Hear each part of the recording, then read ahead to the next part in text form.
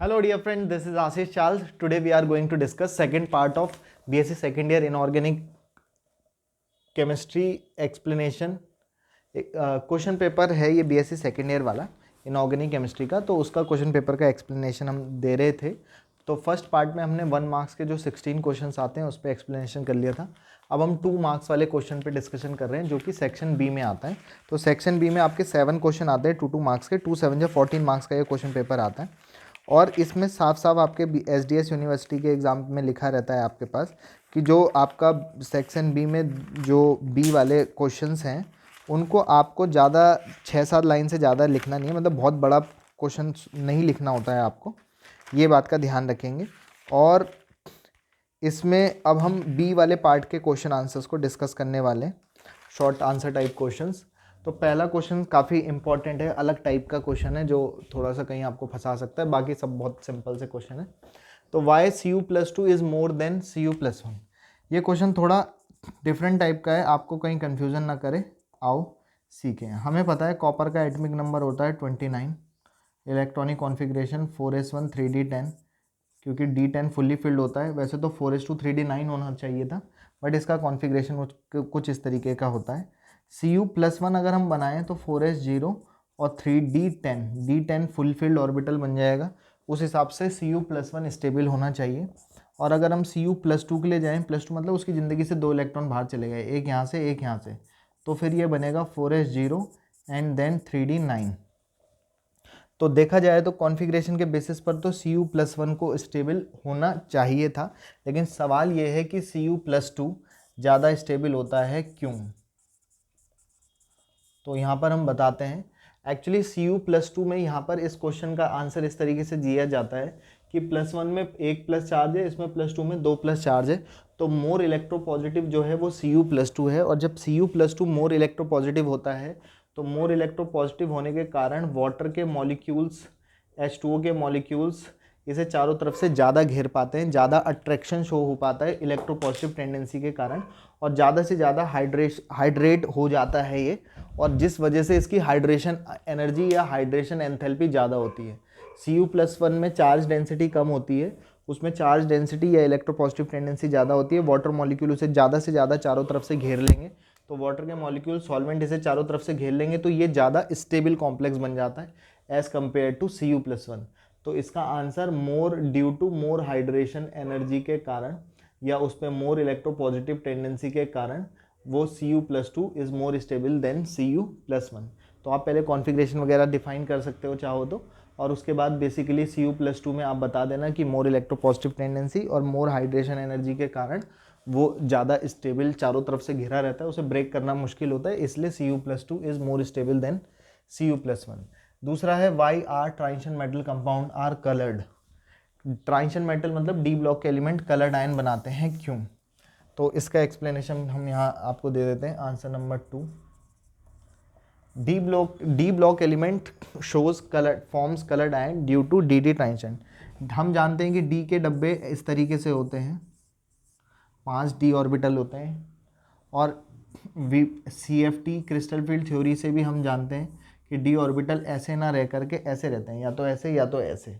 तो ऑक्टाहेड्रल में T2G नीचे आता है, ट्रिपलेट 3 डब्बे नीचे आते हैं, 2 डब्बे ऊपर आते हैं, ऑर्बिटल्स नीचे और 2 ऑर्बिटल ऊपर आते हैं। तो अगर आपके पास यहाँ पर इलेक्ट्रॉन है और आपने इसे h न्यू रेडिएशन दिया, तो इलेक्ट्रॉन लोअर से कहाँ जाता है, हाई में जाता है। मतलब ये कोई एनर्जी सॉरी ये एनर्जी लेवल्स हैं अलग अलग, lower energy level E1, higher energy level E2, और यहाँ कुछ इलेक्ट्रॉन्स हैं, और आपने इसे h न्यू लाइट रेडिएशन दिया, तो इलेक्ट्रॉन लाइट को एब्जॉर्ब करके क्या हो जाएगा, लोअर एनर्जी लेवल से हायर एनर्जी लेवल पर पहुँच जाएगा। ये आपका ground state, and then it is an excited state.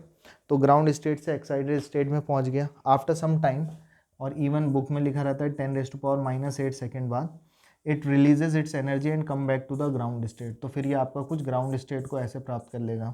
तो ये एब्जॉर्प्शन और ये एमिशन, तो जो ये एनर्जी रिलीज़ करके वापस आता है वही एनर्जी हमें एज अ कॉम्प्लीमेंट्री लाइट दिखाई देती है, और डी ब्लॉक के एलिमेंट कलर्ड आयन बनाते हैं। और ये इलेक्ट्रॉन जो यहाँ से यहाँ जा रहे हैं एक्चुअली डी ऑर्बिटल से डी ऑर्बिटल में जाते हैं, तो इस कहानी को कहते हैं डी ट्रांजिशन। तो डी ब्लॉक के तो लिख लेंगे हम, when an electron gains some amount of energy in the form of h nu, then electron get excited and moves from lower energy level to higher energy level, and after some time it releases its energy and come back to the ground state. This released energy looks like a color and d block element forms colored ion. तो due to D D transition के कारण colour आता है, इस transitions को कह रहे हैं डी डी ट्रांजिशन। तो डी ब्लॉक के एलिमेंट कलर आयन बनाते हैं due to D D transition, इतना हम ध्यान रखेंगे। और बड़े मार्क्स का क्वेश्चन हो तो हम यहाँ पे कंडीशन लिख लेंगे। कंडीशन कलर्ड की कंडीशन ये है कि अगर डी ऑर्बिटल में अनपेयर इलेक्ट्रॉन प्रेजेंट होते हैं तो कलरफुल, एब्सेंट होते हैं तो कलरलेस। कलर्ड हो जाता है और अनपेयर इलेक्ट्रॉन एब्सेंट होंगे तो कलरलेस हो जाएगा। लेकिन ये मत डिफाइन करना, जब उसने आपसे पूछा है कि क्यों कलर आते हैं तो कलर आने की वजह डी डी ट्रांजिशन है, जो मैंने अभी आपको एक्सप्लेन किया। और अनपेयर इलेक्ट्रॉन ये कंडीशन है कि कौन कलरफुल है या कलरलेस वाली कंडीशन है, लेकिन ये कंडीशन मत बताना, क्वेश्चन ये वाले से डिफाइन होगा। हाँ, बाकी आप एक्सप्लेनेशन या एग्जाम्पल के लिए या मार्क्स के लिए बढ़ाना चाहते हैं क्वेश्चन को तो इस तरीके से डिफाइन कर देंगे। फॉर एग्जाम्पल Fe+2, तो Fe का एटमिक नंबर होता है 26, कॉन्फ़िगरेशन करते हैं तो 4s2 20 और 3D में 6 भर देंगे 26 +2 ऑक्सीडेशन स्टेट में देखेंगे तो इसकी ज़िंदगी से 2 इलेक्ट्रॉन बाहर फेंक दिए, 4s0 3d5। तो D5 सिस्टम है ये आपका 1 2 3 4 5। तो D5 में 5 अनपेयर इलेक्ट्रॉन प्रेजेंट है, जिनके पास अनपेयर होते हैं वो कलरफुल होता है, इसका मतलब Fe+2 कलरफुल है। ऐसे बहुत 2-3 एग्जाम्पल Cu+1, Cu+2, CO+2, किसी के लिए भी आप कलर प्रॉपर्टी डिफाइन कर सकते हैं on the basis of number of unpaired electron. तो होप आपको समझ में आ रहा होगा। बाकी पॉज करके स्क्रीनशॉट ले लें, फिर मैं नेक्स्ट क्वेश्चन में आगे बढ़ जाते हैं। थर्ड नंबर का क्वेश्चन है, right the electronic configuration of palladium and rhodium. Atomic number भी दे रखा है आपको, एटमिक नंबर के बेसिस पर इलेक्ट्रॉनिक कॉन्फ़िगरेशन करना है। तो देखो एटमिक नंबर पता है तब तो कोई दिक्कत ही नहीं है, 46। तो इलेक्ट्रॉनिक कॉन्फ़िगरेशन करने के लिए हमें इलेक्ट्रॉनिक कॉन्फ़िगरेशन सिखाया था बचपन में क्लास 11 में ऑफ-बाउज़ ने, ऑफ-बाउज़ रूल। ऑफ-बाउ ने कहा जब भी आप इलेक्ट्रॉन को भरोगे ऑर्बिटल में तो लोअर से हाई में भरते हैं। हमारे लिए सबसे बड़ा सवाल ये होता है लो एनर्जी किसकी है और हाई एनर्जी किसकी है, तो उसे भरने के लिए उन्होंने कुछ बताया था, इतना हमें याद रहता है 1s2 2s2 2p6 3s2 3p6 4s2 के बाद डी में भर देंगे dps fdps, नहीं तो हमें ऐसा कुछ डायग्राम बनाना होता था ऐसे ऐसे करके, तो हम वो नहीं बना रहे, इस ट्रिक से काम कर लेंगे। 4s2 तक याद कर लेंगे, फिर dps fdps 4s के बाद 3d में भरते हैं, ये 3d सीरीज़, ये 4d सीरीज़, f की 2 सीरीज़ चलती है 4f और 5f। तो 3d हो गया तो 3 4 5, 4d के बाद 4 5 6, f के बाद 4f 4 5 6 7, 5 हो गया 5 6 7 8। अब इलेक्ट्रॉन भरते रहेंगे 4s2 3d6 3d10 4p6 5s2 4d10 5p6। पहले तो देख लेते हैं, हमारे पास एटमिक नंबर 46 है तो इलेक्ट्रॉन भी 46 ही होंगे, प्रोटॉन्स भी 46 होंगे। तो इलेक्ट्रॉन का कॉन्फ़िगरेशन करेंगे तो 4s2 तक 20 भर जाते हैं। भरोसा ना हो तो देखो 2 2 4 और 6 10 2 12 6 18 2 20 30 36 36 37 38 10 48। तो 48 तो नहीं चाहिए हमको, तो 6 ही चाहिए। मतलब यहाँ पे कितने हो गए आपके पास 20 30 36 37 38 यहाँ भर गए। अब मेरे को चाहिए 8, तो डी में आएंगे 8, तो 4d8 भर लेंगे, तो d8 सिस्टम 4d8 आएगा। तो होप आपको इसका समझ में आ गया होगा पैलेडियम का। पॉज करके स्क्रीनशॉट ले ले, मैं इसी में रोडियम का समझा देता हूँ आपको। तो होप आपको क्लियर पता चल रहा होगा। अब मैं इसी में किसका समझा रहे हैं आपको, रोडियम का। रोडियम एटमिक नंबर है 45 दिया हुआ है, क्वेश्चन पेपर में दिया था मुझे, एक क्वेश्चन पेपर एक बार चेक कर लें, 45 ही दिया था। हाँ 45 ही दे रखा है। तो 45 वाले के लिए क्या आ जाएगा, और अच्छी बात है, यहाँ पे से एक और कम हो जाएगा, इन्हें लिखने की फिर ज़रूरत नहीं थी। 4d7 तक ऐसे आपका इलेक्ट्रॉनिक कॉन्फ़िगरेशन हो जाता। होप क्लियरली समझ में आ पा रहा होगा। तो पॉज करके स्क्रीनशॉट ले लें, फिर हम आगे बढ़ जाते हैं, नेक्स्ट क्वेश्चन में आगे बढ़ें। आओ सीखें। फर्स्ट पार्ट की वीडियो हम बना चुके हैं, सेकंड पार्ट ये है, और कहीं पे कोई दिक्कत लगती रहे तो बताते रहना। नेक्स्ट क्वेश्चन है आपका, what is oxidation number in CrO2Cl2। तो CrO2Cl2 का कॉन्फ़िगरेशन करना है।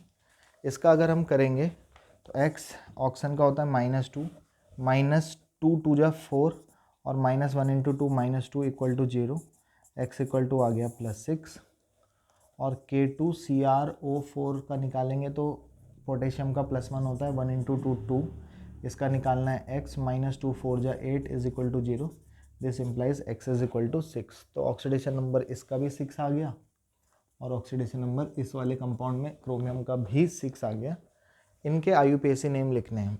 तो ये कंपाउंड है HgCOCNS लिखा हुआ है, ऐसे देख लेते हैं इनको। पहले तो ऑक्सीडेशन नंबर निकालते हैं। तो मरकरी जो है, जिंक कैडमियम मरकरी +2 शो करते हैं, इसका निकालना है, x पढ़ लेंगे। देखो दो कंपाउंड होते हैं वैसे मेनली, थायोसाइनेटो कहते हैं इसे, और इसको आइसोथायोसाइनेटो कहते हैं, और यहाँ पे CNS लिखा है। तो एक्चुअली इसका ऑक्सीडेशन नंबर तो -1 होता है, तो -1 × 4 -4 = 0, x = आएगा 2। तो लेकिन इसका नाम बोलते हैं आइसोथायोसाइनेटो C। अगर S देगा तो S लिखते हैं, N दे रहा होगा तो N लिखेंगे, C दे रहा है तो C करके लिखेंगे। तो इसका नाम हो जाएगा मरकरी, बोलते हैं इसको, मर्क्यूरियम कर लेंगे क्योंकि IUM लगाते हैं जनरली पॉजिटिव वालों के लिए। मर्क्यूरियम टेट्रा आइसोथायोसाइनेटो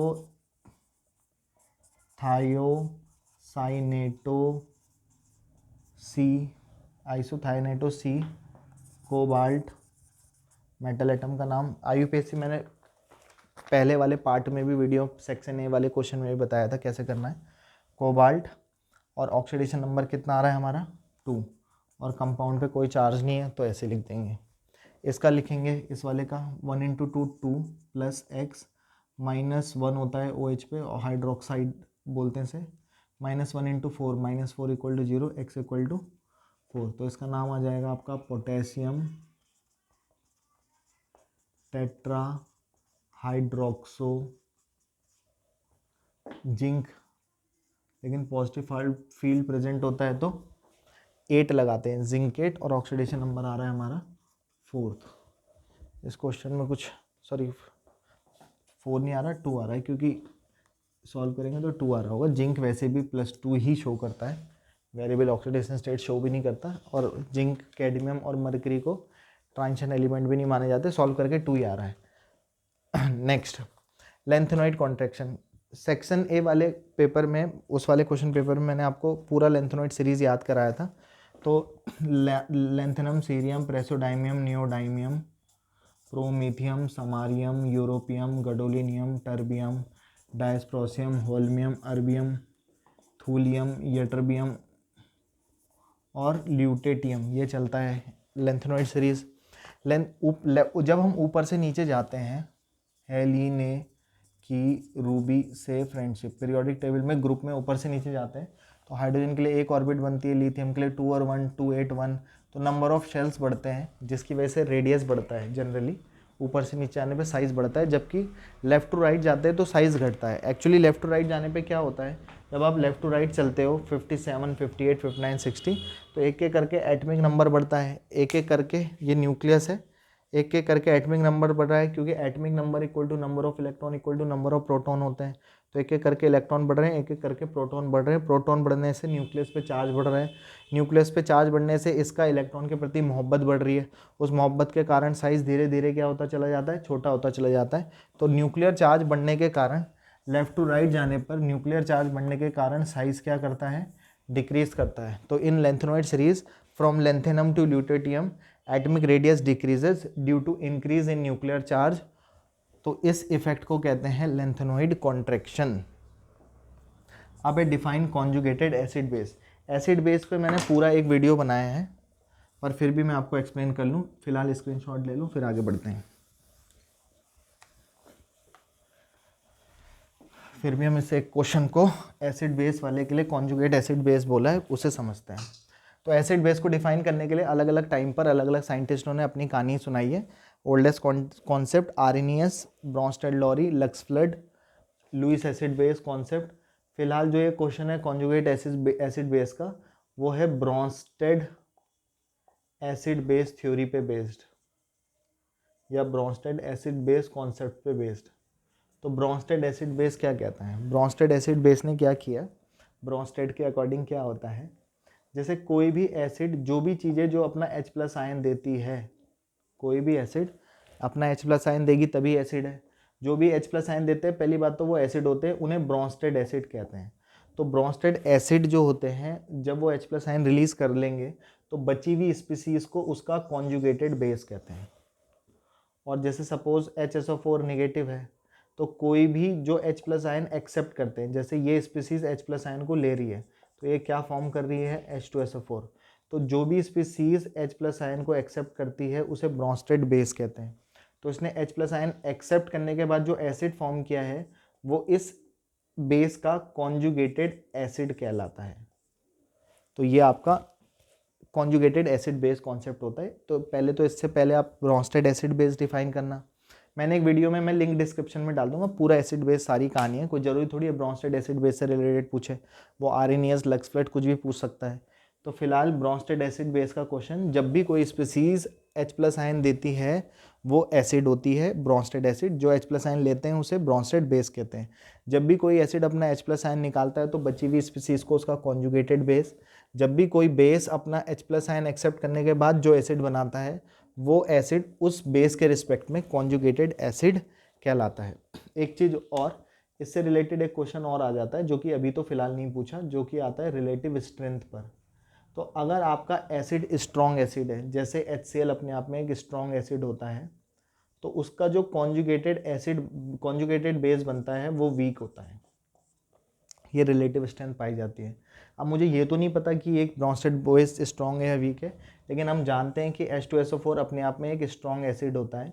तो ये पक्का जो इसका बेस था वो कैसा रहा होगा, वीक बेस रहा होगा। एक और एग्जांपल देख लेते हैं, जैसे एसिटिक एसिड है CH3COH, ये कैसे ब्रेक होता है, CH3COO negative plus H positive. तो इसने अपना H+ आयन दिया, तो ये एक एसिड है। कैसा एसिड है, ब्रॉन्स्टेड एसिड। कोई भी एसिड जब अपना H+ आयन देता है तो बची हुई स्पीसीज को उसका कॉन्जुगेटेड बेस कहते हैं। क्या कहते हैं, कॉन्जुगेटेड बेस कहते हैं। तो ब्रॉन्स्टेड एसिड ने अपना H+ आयन रिलीज किया तो वो उसका कॉन्जुगेटेड बेस कहलाता है।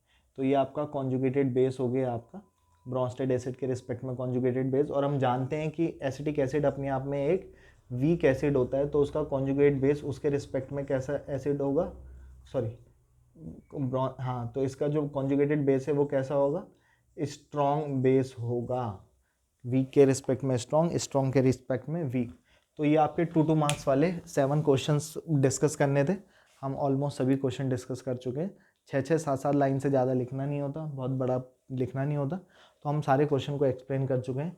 अब हम नेक्स्ट पार्ट में जो डिस्कस करेंगे वो करेंगे सेक्शन C वाला पार्ट, जो 4 मार्क्स के 5 क्वेश्चन आपको करने होते हैं, 5 4 20 मार्क्स के। तो बाकी फ़िलहाल जी लो अपनी ज़िंदगी, नेक्स्ट पार्ट में पियेंगे आप लोगों का खून। Have a good day, goodbye, good night, शुभ रात्रि।